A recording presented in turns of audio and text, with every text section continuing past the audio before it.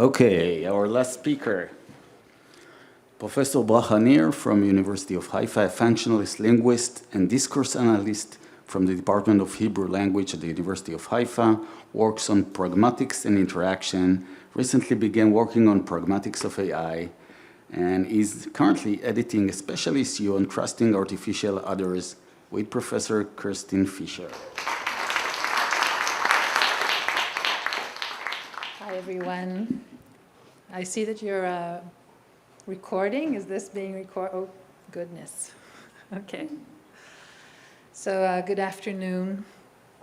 This is a shared talk with Erez. And in this talk today, we will consider trust and communication in the age of artificial intelligence from the point of view of pragmatics. And the argument that I'll be presenting, we base it on this slightly provocative title of Pragmatics-Zombies, which we will develop during the talk.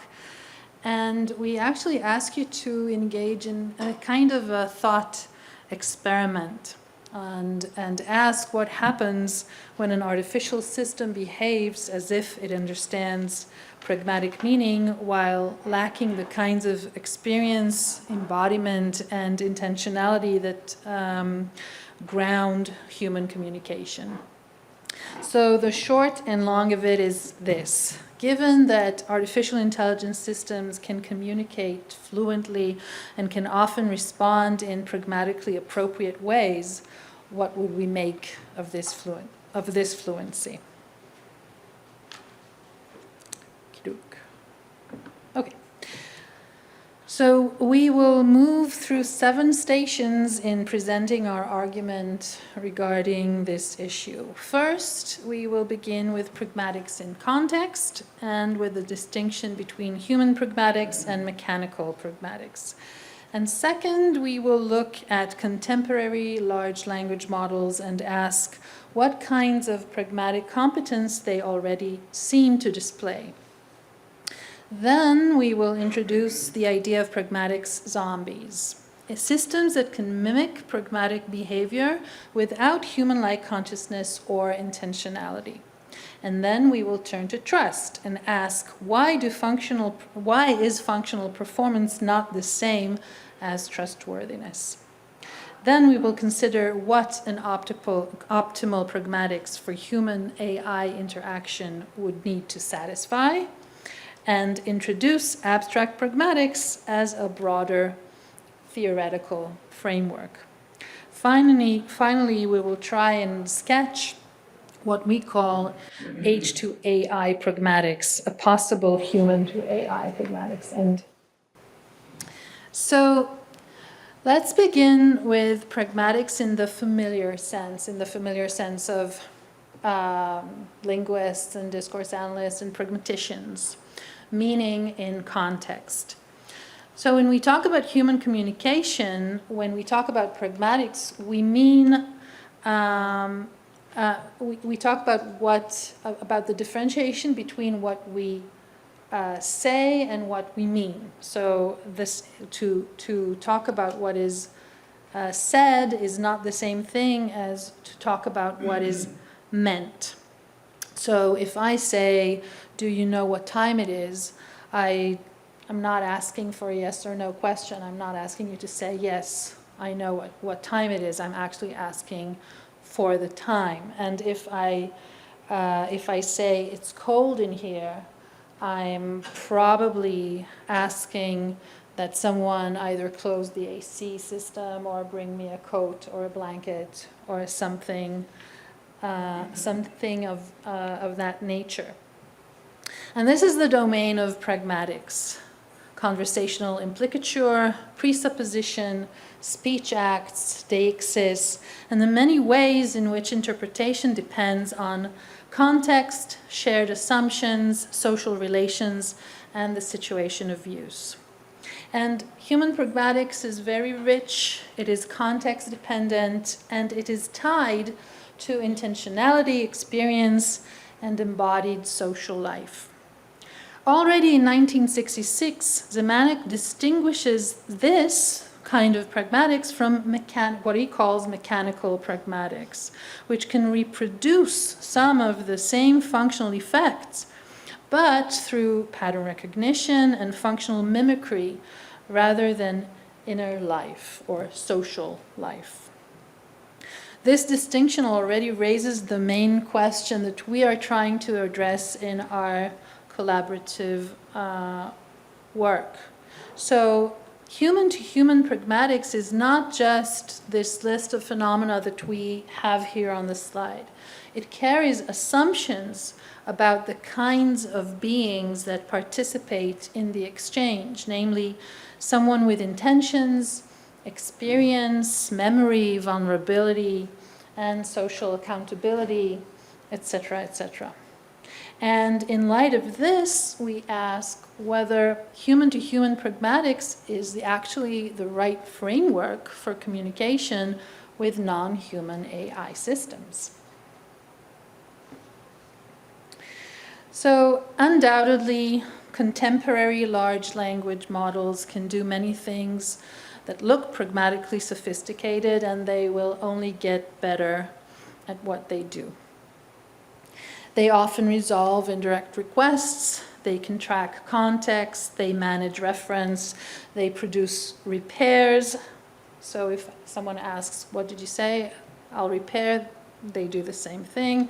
And they handle many ordinary conversational expectations on the part of the human interlocutor.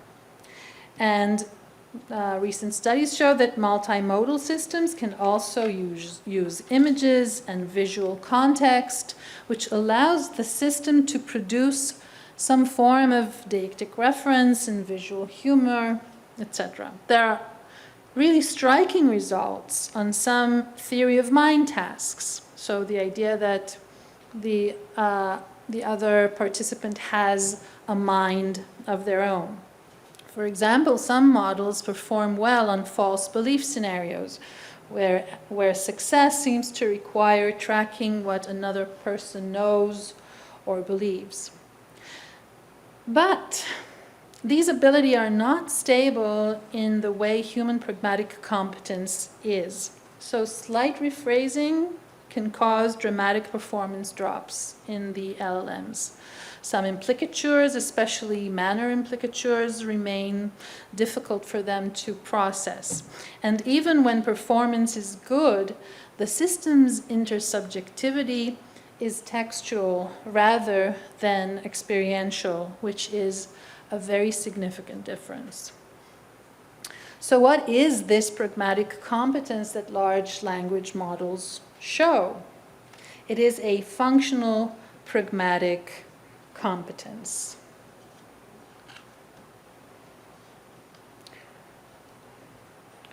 So what we are suggesting is to construe large language models as pragmatics-zombies.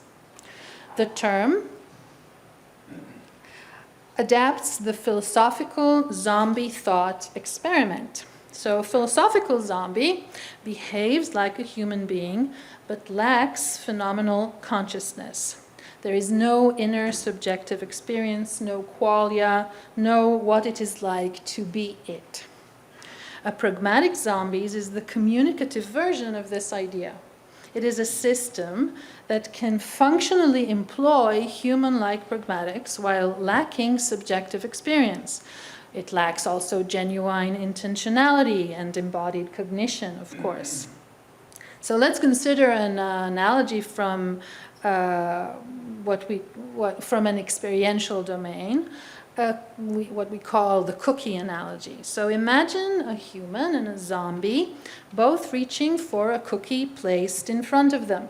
From the outside, the behavior may be indistinguishable, but only the human tastes the cookie. Only the human has the experience of sweetness, pleasure, disgust, memory, comfort, or repulsion. The same distinction applies to pragmatic communication. An AI system may respond appropriately to politeness, grief, irony, indirectness, hesitation, etc. But the system does not experience the social and emotional world from which these meanings arise. So if we talk again about conversational repair, so for example, if you didn't catch what I said or didn't properly follow what I said, you may ask something like, what? Or what did you mean by this? A system may ask for clarification, for rephrasing, it may even apologize. But in human interaction, repair is connected to the maintenance of the shared world and the social structure of intersubjectivity and mutual understanding.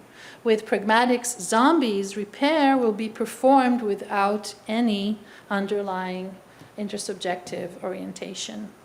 The behavior, while it is useful and even impressive, is fundamentally different from human pragmatic behavior, even when it looks similar on the surface. So this reflects on the notion of trust in a very significant way. It has been acknowledged that in human-to-human communication, trust often rests on the presupposition of other minds. We assume that the other speaker or interlocutor has experience, has intentions, emotions, and some of understanding of what is at stake in the relationship. Of course, humans misunderstand, they deceive, they fail in interaction, but the basic relation is still one between minded agents. With Pragmatic-Zombies, this presupposition should be absent. We can't presuppose that LLMs have a mind. The system may be fluent and cooperative, as we all know, but functional competence is not the same as shared emotional or subjective understanding. We can take hallucinations as something that even compounds this problem, because fluent language can make an ungrounded interpretation appear confident and reliable. And this matters most in high-stakes settings. So let's consider another imaginary case where a nursing robot, something we might all experience in the near future, is treating a terminally ill patient. And let's say that the patient asks for what would be a lethal dose of morphine. How should the system interpret this utterance? Is this a literal request? Is it a figurative ask or cry for empathy? So clearly a human caregiver can also misinterpret such a moment, but human interpretation draws on shared vulnerability, emotional understanding, and social accountability. A pragmatic zombie lacks the socio-emotional intelligence that would ground its judgment.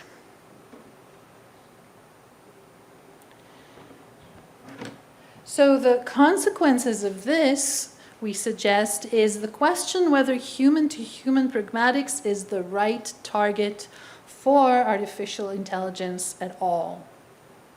The point is that human pragmatics is a poor default for artificial systems.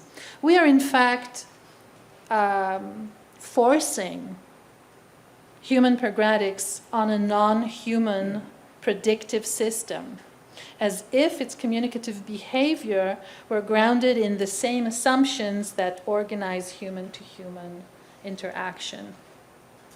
We can break this down into 4 consequences. First, we can mention efficiency. So human pragmatics includes a lot of social overhead, politeness, hedging, indirectness, cultural references.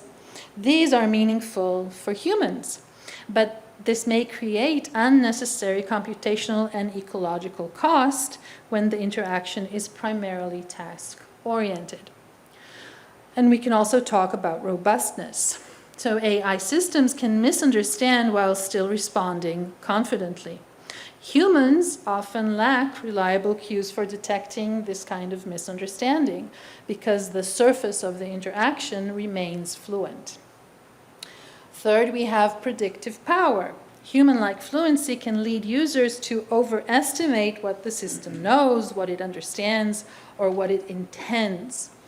This connects directly to automation bias and to the risk of accepting hallucinated output. And then we have transparency. The more AI mimics human pragmatics, the less visible its non-human nature becomes. Mimicry can therefore obscure the very difference users need to remember. So the question becomes, what kind of pragmatic system would better support efficient, robust, predictable, and transparent interaction between humans and AI? What we suggest is that instead of treating human-to-human pragmatics as the relevant form of pragmatics for interacting with AI, we should define pragmatics more abstractly, as a set of agreements or conventions establishing the origin, uses, and effects of signs within a system of predefined signs and behaviors. Our claim is that human-to-human pragmatics is one concrete instance of abstract pragmatics. It is the instance we know best, but it is not necessarily the only one. So there are multiple possible realizations of pragmatics. This is a logical possibility. Different kinds of agents, different sign systems, and different communicative goals may require different pragmatic conventions. Because pragmatic zombies inherently create a trust deficit, we should not simply keep improving their mimicry of human interaction. We should ask whether a different pragmatic realization would be better suited to its interaction with humans. The broad point is that large language models give us a reason to reconsider whether existing human-centered pragmatic theories can simply be applied to artificial systems without any consideration.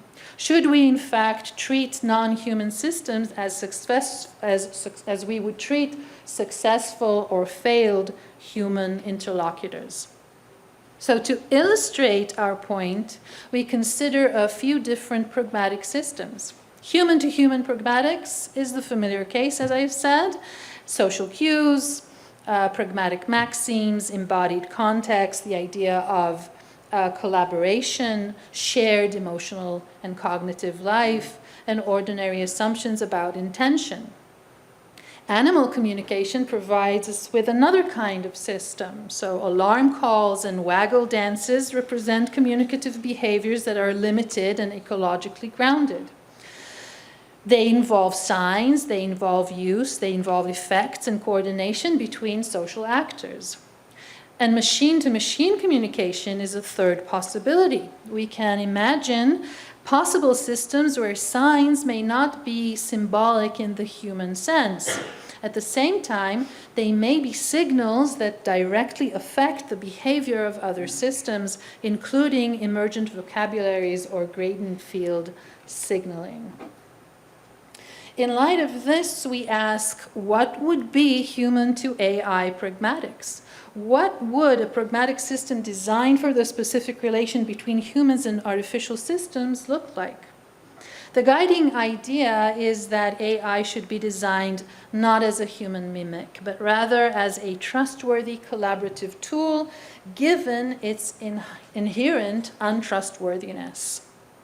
So we suggest that natural language remains the foundation, but we propose should be augmented with machine-centric signs. This can be confidence scores, verifiable source attribution, flags for low probability information, and explicit warnings about possible hallucination.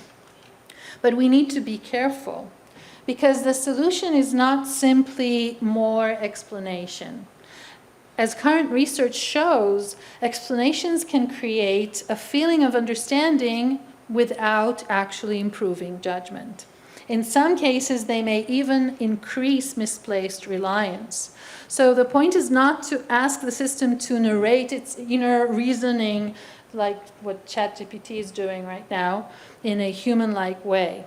A better goal is verification-oriented pragmatics, that the system can help the user check all that can be checked: sources, assumptions, uncertainty, scope, limits, etc. The conventions of interaction would also have to change. So rather than relying on the human-to-human assumption of shared minds, the human user should be more explicit. He should be, or they should be, more skeptical and verification-minded. The AI system should engage in assumption surfacing, for example, making its premises visible before or while answering. We can consider whether this should take the form of responses such as, I'm interpreting your request in this way, or this answer depends on the following assumption, or I do not have enough evidence for this part.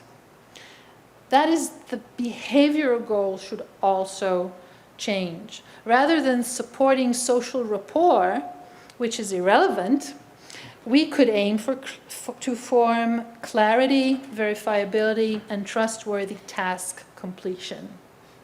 So the burden of adaptation should be shared by both parties. Humans should learn to communicate with AI in ways that fit what AI is, and AI systems should be designed to make their non-human nature visible rather than hiding it behind human-like fluency. For us, this means a broader and new research agenda. We should consider the implications of these ideas for design. Can we find a more suitable instance of pragmatics for artificial systems? Another point to consider is interaction itself. How would communication work when one party operates with human requirements such as semiotics, psychology, philosophy, etc.? And because the time is running out, I will skip to the end, and we will conclude by saying that first, imposing human-to-human pragmatics on non-human minds may be a category error.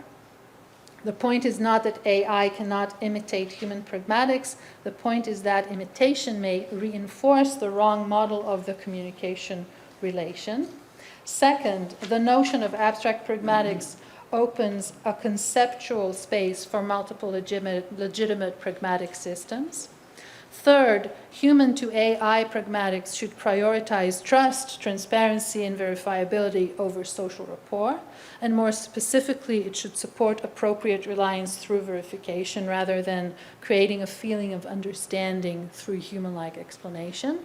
And fourth, we need a new multidisciplinary field to study these questions alongside the systems it will help work with. So thank you for your attention, and your comments are welcome.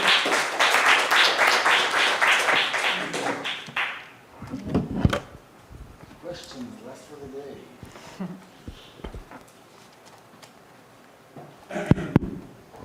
Thank you so much. That was fantastic. Thank you. Amazing.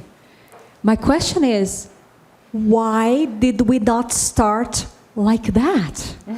Why did we start with zombies? Now that I heard that, I'm like, why did we go that path?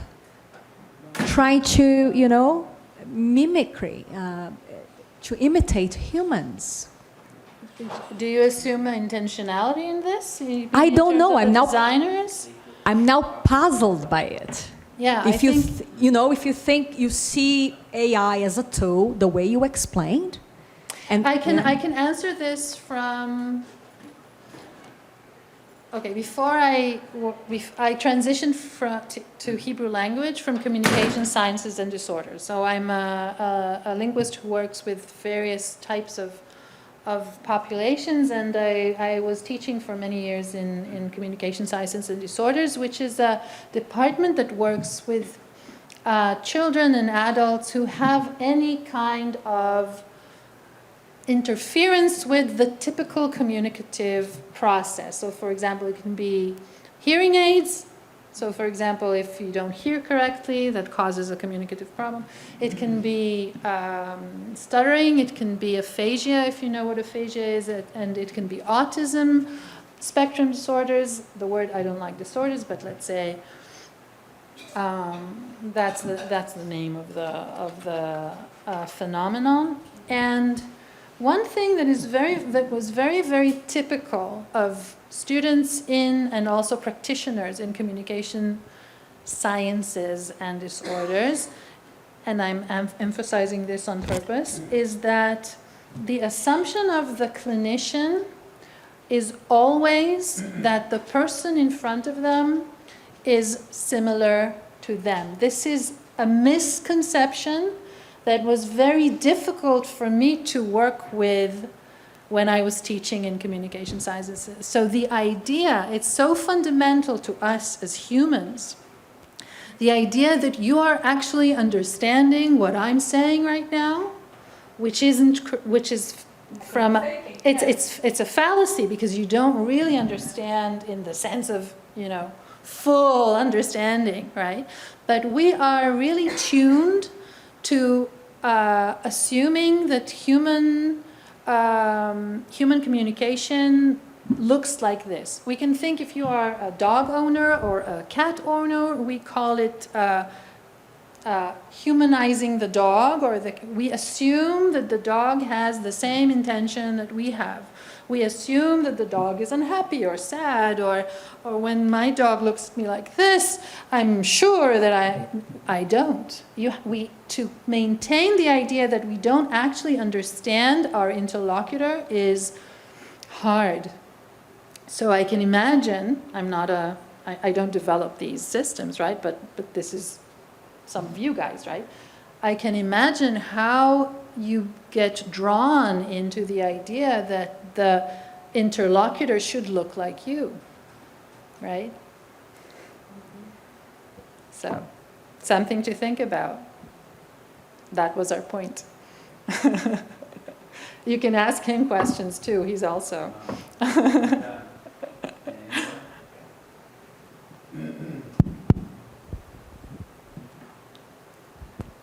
Thank you.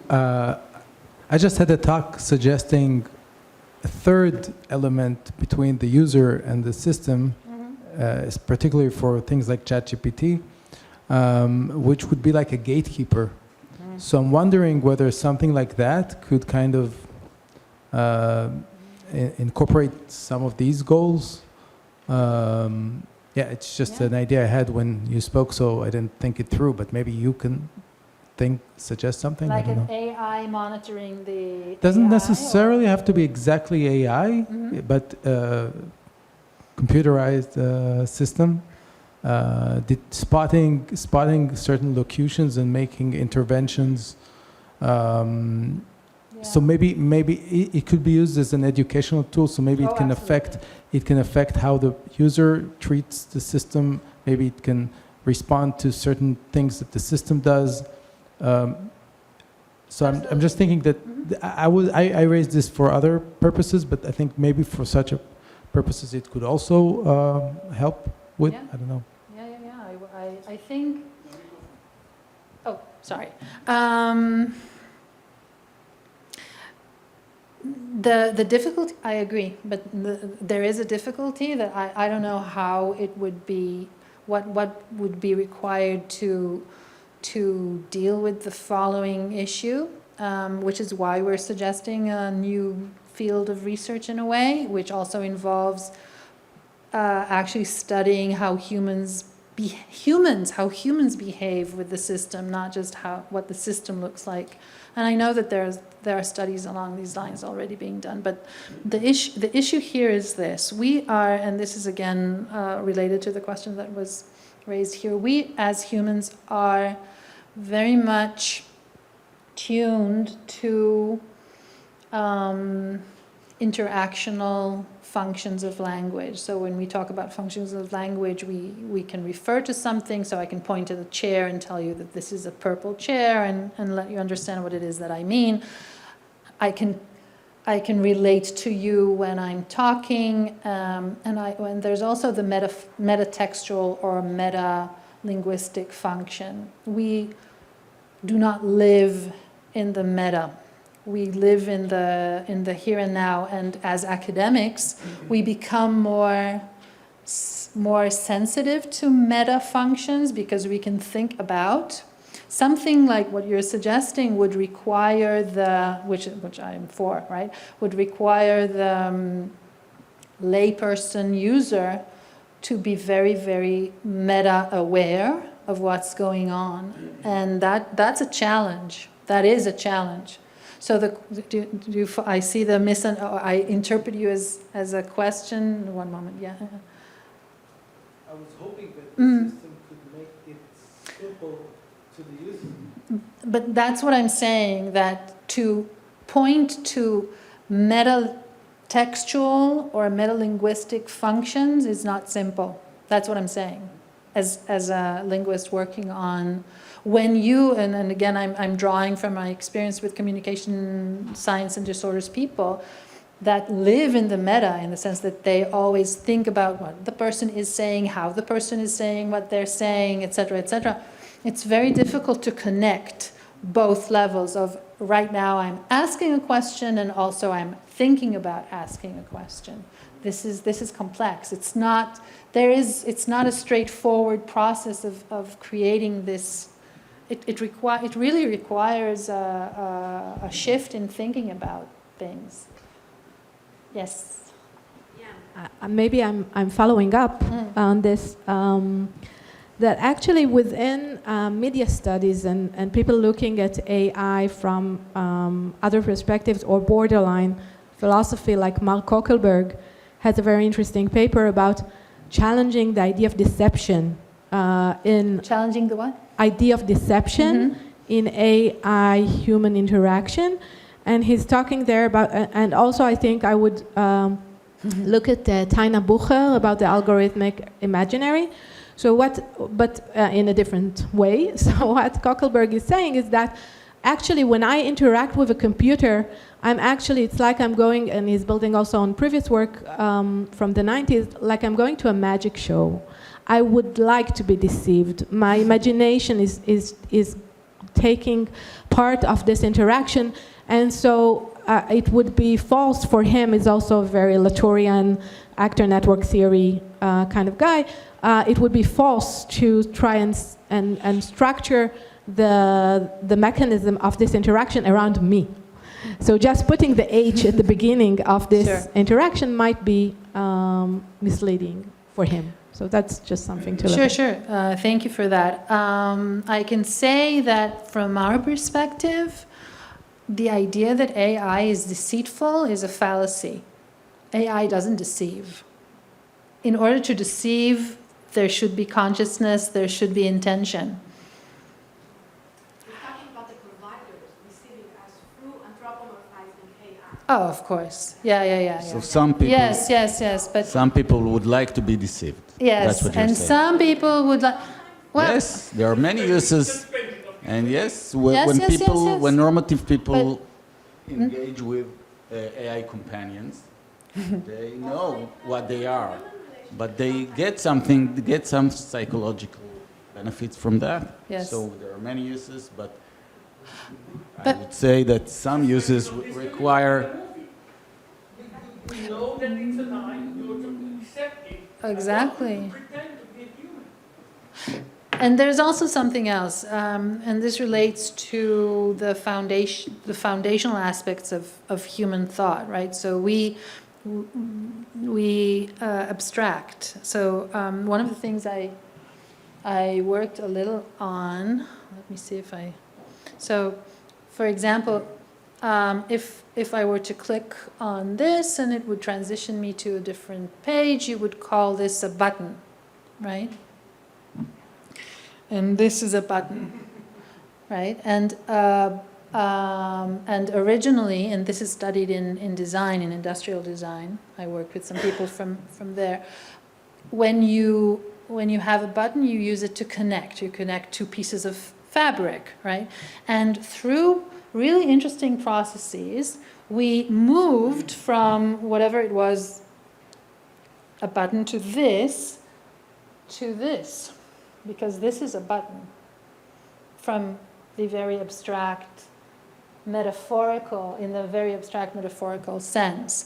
So I think it's not just looking to be deceived, it's the way we think, which needs to be we need to be very conscious of how we think about things and how we get from A to D in the process of conceptualizing the world around us. And there aren't necessarily straightforward, for example, this issue with explanation. When Erez and I started thinking about this, we said, oh yes, it'll explain. And then we found this paper which says, explanation not necessarily the best, right? So we really need, instead of trying to get quick solutions, which take us only this far, we really need to understand better what it means to interact, with another person and with a non-person and with a non-cognizant entity, and how these different types of communication and types of pragmatic, what kind of assumptions we come to the table, and where we need to monitor and adjust and improve and take care so that we don't what's the word I'm looking for, nurture this kind of self-deception. So that's the point. So thank you. Thank you.